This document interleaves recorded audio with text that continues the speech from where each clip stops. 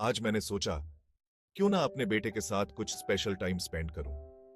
काम में बिजी रहने से अक्सर मैं उसके साथ टाइम नहीं बिता पाता, पर आज मैंने ठान लिया था कि आज का दिन सिर्फ मेरे बेटे के लिए होगा। मैंने उसे स्कूल से खुद लेने का फैसला किया। यह सोचकर ही मन खुश हो गया। मैं जल्दी से काम खत्म करके स्कूल पहुंच गया। बेटे को देखकर मेरी सारी थकान गायब हो गई। उसकी आंखों में चमक देखकर मन खुशी से भर गया। उसे अपनी कार में बैठाते ही उसने मुझे चिपक कर गले लगा लिया। यह एहसास सबसे अनमोल था।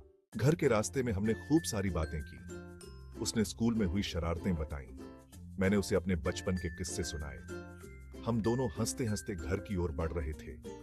यह सफर छोटा ही क्यों ना हो, पर मेरे लिए तो यह किसी अनमोल यात्रा से कम नहीं था। हर पल को जी रहा था मैं। हर लम्हा यादगार बनता जा रहा था। घर पहुंचकर हमने साथ में खाना खाया। खाने के बाद मैंने उसे अपने बचपन की तस्वीरें दिखाई। उसे मेरी शरारतें देखकर बहुत हंसी आई।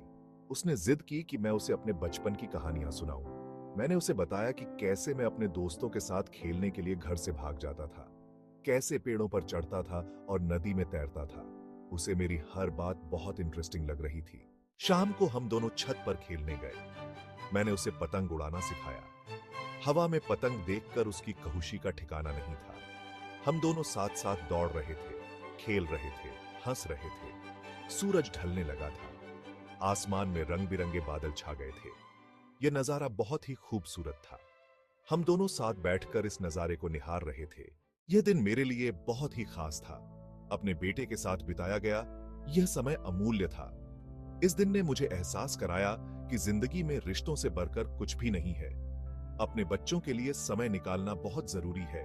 उनके साथ खेलना, बातें करना, उनकी बातें सुनना, ये सब छोटी छोटी खुशियां ही तो जिंदगी को खूबसूरत बनाती हैं।